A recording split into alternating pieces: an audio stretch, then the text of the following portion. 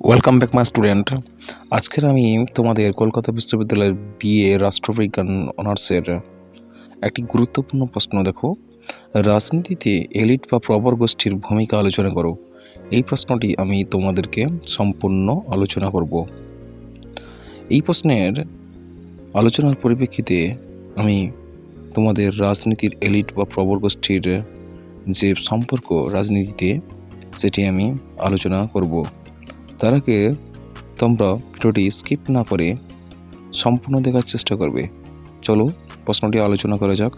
রাজনীতিতে এলিট বা প্রবর গোষ্ঠীর ভূমিকা আলোচনা করো। ভূমিকা।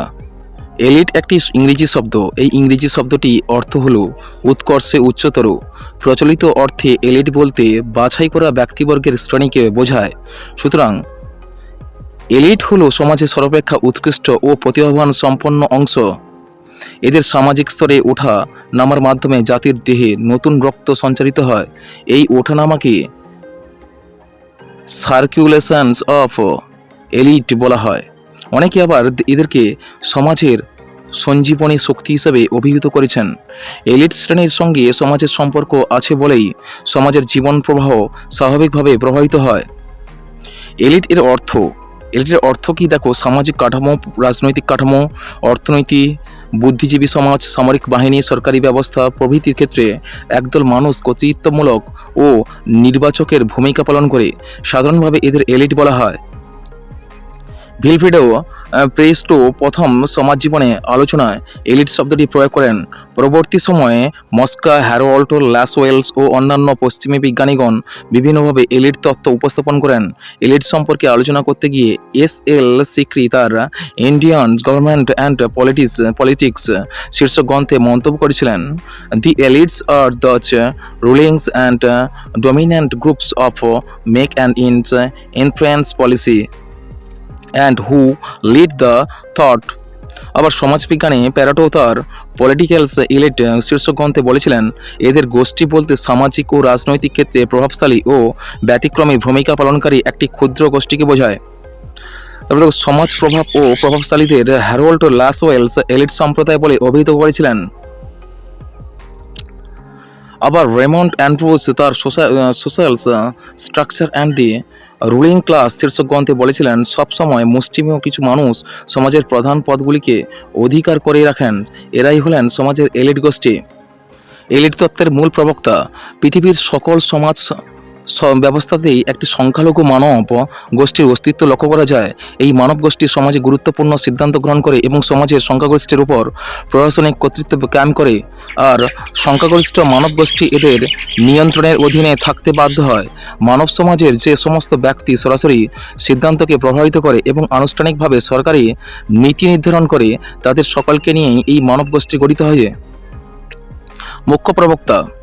দেখো, এলিট তত্ত্বের মুখ্য প্রবক্তা হলেন Vilfredo Pareto, Robert Michels, C Wright Mills and Floyd Hunter প্রমুখ।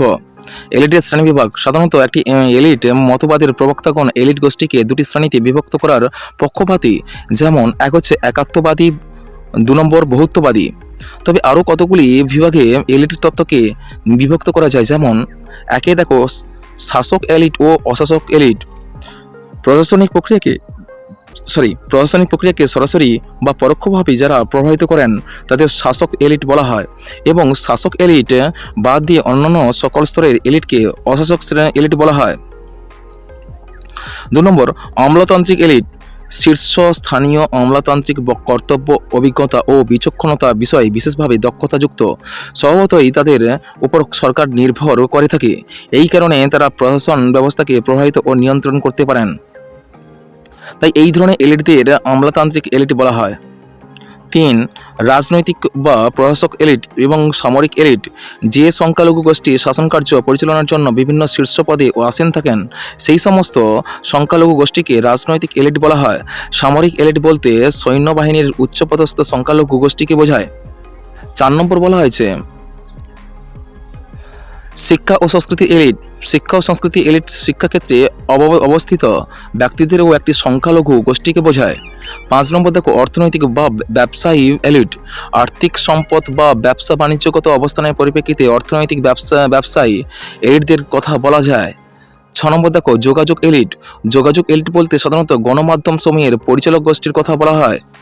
7 নম্বর, পেশাগত পদমর্যাদাগত এলিট। এই গোষ্ঠীর সৃষ্টি হয় ধর্ম ও জাতপাতের ভিত্তিতে এবং সামাজিক পদমর্যাদার পরিপ্রেক্ষিতে।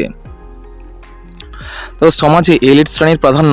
19 শতাব্দীর শেষ এবং 20 শতাব্দীর প্রারম্ভে এলিট শ্রেণীর আধিপত্য সম্পর্কে বহু সামাজিক বিজ্ঞানী আলোচনা করে বলেছিলেন, কারণ আশরাফ ও শর্মার মতে, this is the humans climax of the elitics doctrines like Marxist classless society.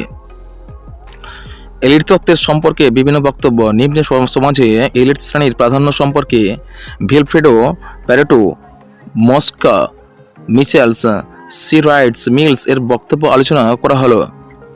Elite শ্রেণীর প্রাধান্য সম্পর্কে প্যারেটোস বক্তব্য। প্যারেটোর মতে, মানবিক সক্রিয়তার প্রতিটি বিভাগের যে সকল ব্যক্তি অধিক মর্যাদা লাভ করেন তারাই হলেন এলিট। প্যারেটো তার তত্ত্বের মানবিক সক্রিয়তার সাহায্যে এলিট সম্প্রদায়ের ভূমিকা ব্যাখ্যা করেন। তিনি মানবিক সক্রিয়তার যে দুটি উপাদানের কথা উল্লেখ করেছিলেন সেগুলি হলো যুক্তিসঙ্গত ও যুক্তিবোধের দ্বারা মানুষের আচরণ নিয়ন্ত্রিত হয়। এই সমস্ত আচরণকে তিনি ডেরিভেশনস বলে বলেছেন। বি দেখো, তার মতে ব্যক্তির সহজাত প্রবৃত্তি, আবেগ ও মানবিক ক্ষেত্রের অবস্থান করে। তার মতে এগুলি হলো রেসিডিভ। প্যারেটো এলিট তত্ত্ব অনুযায়ী যে কোনো গণতান্ত্রিক ব্যবস্থা রাজনৈতিক দলের নেতৃবৃন্দ ও এলিট গোষ্ঠীর অন্তর্ভুক্ত স্বার্থ গোষ্ঠীর মধ্যেও লক্ষ্য করা যায়। তিনি মনে করেন, সমাজে এই সমস্ত সংখ্যালঘু মানব গোষ্ঠীর রাজনীতির, সমাজ ও অর্থনীতিতে প্রত্যক্ষ বা পরোক্ষভাবে অংশগ্রহণ করে। এলিট শ্রেণীর প্রাধান্য সম্পর্কে মস্কার বক্তব্য। দ্য রুলিং ক্লাসেস শীর্ষক গ্রন্থে মস্কা এলিট তত্ত্ব সম্পর্কে আলোচনা করেছেন। তিনি চিরায়ত এলিট তত্ত্বের এক মুখ্য প্রবক্তা। তিনিও স্বীকার করেছেন, সকল প্রকার সমাজে জনগণের মধ্যে দুই প্রকার শ্রেণী অস্তিত্ব লক্ষ্য করা যায়। তার মতে একটি শ্রেণীর অপর একটি শ্রেণীর শাসন করে এবং অপর শ্রেণীটি শোষিত হয়।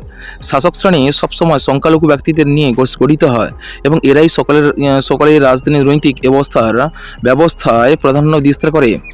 ক্ষমতার উপর এরা তাদের আধিপত্য প্রতিষ্ঠা করে এবং ক্ষমতা থেকে উদ্ভূত সকল সুযোগ সুবিধা ভোগ করে।